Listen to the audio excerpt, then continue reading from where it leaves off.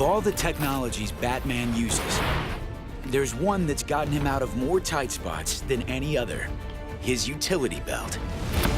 Hasn't every kid who read these comic books had a utility belt?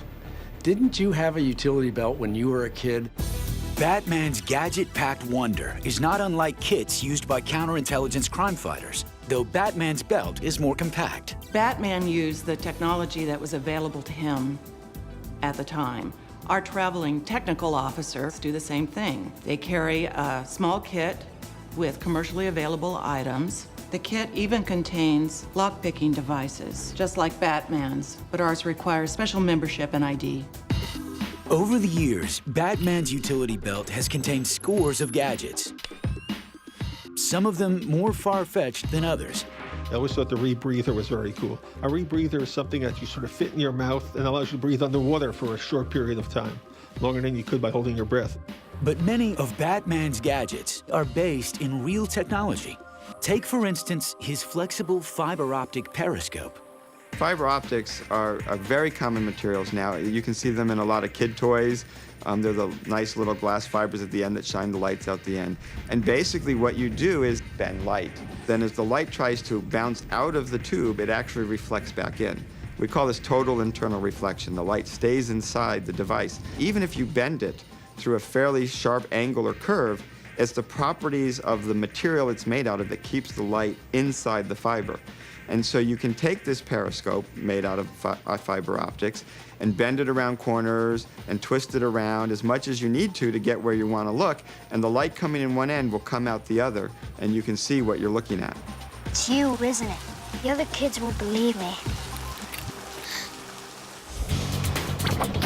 Of course, other tools in Batman's belt are more lethal. His thermite bombs work like hand grenades do. What Batman would be very successful at is getting through doors, windows.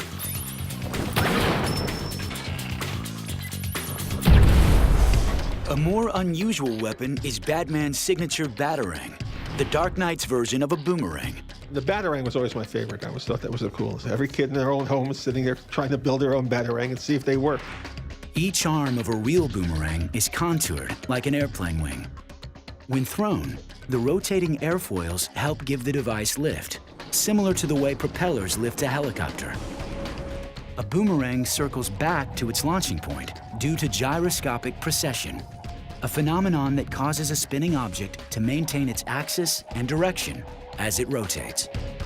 Some of Batman's Batarangs have similar aerodynamics, but others, outfitted with cumbersome items like flashbulbs, cameras, police whistles, and bombs, might have more trouble getting off the ground.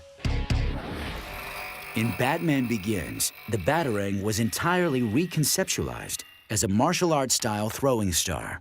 The Batarang was a very early piece of equipment of Batman's, and we felt it was very important to sort of make that part of his belt, but it had to be a very high-tech version of it, so it's smaller, but it's still a pretty lethal weapon. Why bats, Master Wayne?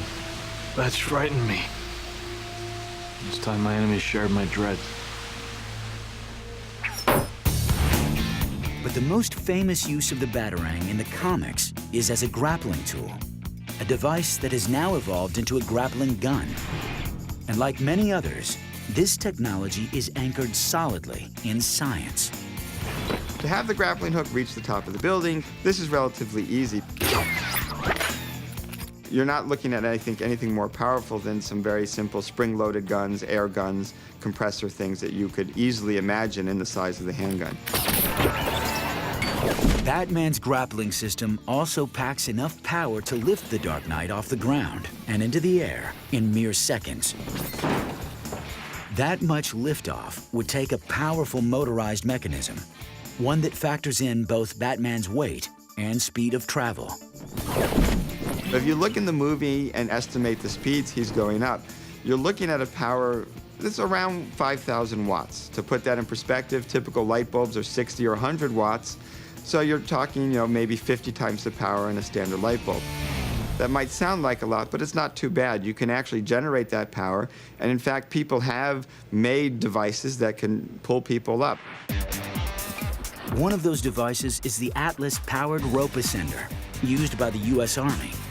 The Atlas is really similar in a lot of ways to what Batman's using right out of the comic book or the movies. The system is designed to pull a very large load up a rope extremely quickly. It's great for rapid escape, search and rescue, all sorts of things that Batman's actually doing.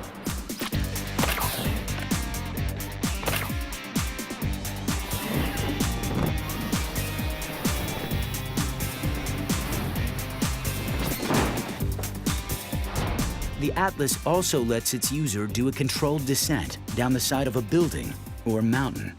And its mechanism is relatively simple.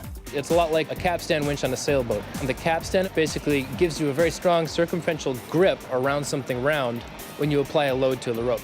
To engage the rope, you simply wrap it around that capstan winch mechanism in the device, close the lid, and pull the trigger.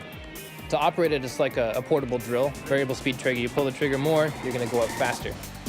Built for combat search and rescue and other vertical tactical operations, the Atlas can swiftly lift over 500 pounds.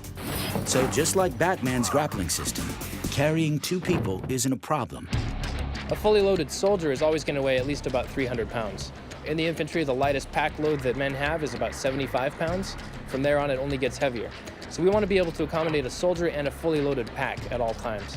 Additionally, if you need to use this device for rescue, it makes it so that you can clip yourself and an additional person in and lift them both at the same time. We built more like a truck that's for vertical operations. So this system's rugged, it can be used a lot, it's got very long battery life, and can lift a very high load repeatedly. So this is more of a utilitarian system than what Batman actually has. Batman's utility belt may be the ultimate in compact crime fighting, but the Caped Crusader doesn't always think small. And Batman tech doesn't get any bigger or cooler than an automobile that's become a pop culture icon. At least tell me what it looks like. Never mind.